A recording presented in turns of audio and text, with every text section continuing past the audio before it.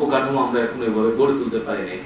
আপনি দেখেন আমাদের যে সকল স্পটগুলো আছে, মানুষ কিন্তু সব গিয়ে ওই সকল স্পটগুলোতে গ্যাদার হচ্ছে, কিন্তু যে কথাটি রিপন সাহেব বলল যে এর বাইরে 800টা স্পটে তো এরকম আরো অনেকগুলো জায়গা আছে, স্থাপনা আছে, সেগুলোতে কিন্তু আমরা টানতে পারছি না। যেমন আপনি দেখেন বিরাট একটা অংশ লোকজন সবাই কিন্তু শুধু সাজেকে কিন্তু হুমড়ে গিয়ে পড়ছে, কিন্তু সেখানে সে পরিমাণ থাকার কিন্তু জায়গা নেই।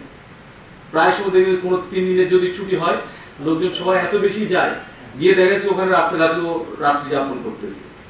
তাহলে এটা তো হলো না। একজন পর্যটক যদি টাকা, পকেটের টাকা খরচ করে গিয়ে সেখানে যদি সে সেই রকম অবকাঠামো স্থাপনা না পায়, তাহলে অথবা আমরা তাদেরকে জানাতে ব্যর্থ হচ্ছি যে আমাদের এখানে সাজেকে এতগুলো রুম আছে, সুতরাং এই পরিমাণ পর্যটক আপনারা আসলে আমরা আপনাদেরকে হসপিটালিটি, আমরা প্রপার হসপিটালিটি, প্রপার ম্যানেজমেন্ট আমরা করতে পারবো।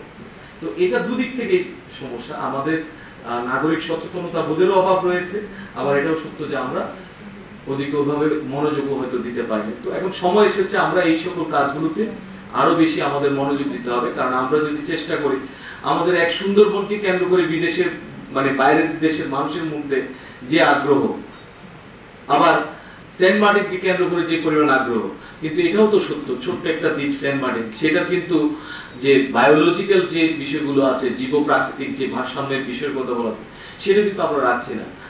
আমি তো সেই ব্যক্তি, আমি যদি এখন আজকে এখান থেকে সুইজারল্যান্ডে গেলাম, তো আমি তো পকেট থেকে একটা টিস্যু তো আমি নিচে কোথাও ফেলছি না, টিস্যুটা আমি পকেটে নিয়ে ঘুরে বেড়াচ্ছি যতক্ষণ পর্যন্ত ডাস্টবিন পাচ্ছি।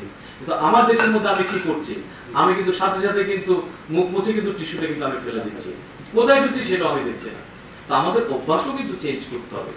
কারণ আমাদেরকে মনে রাখতে হবে সব শুধু সরকার করে দিলে হবে না, সব শুধু সরকারের দিকে তাকিয়ে থাকলে হবে না। আমাদের নাগরিক সচেতনতা বোধ কিন্তু অনেক বেশি গুরুত্বপূর্ণ।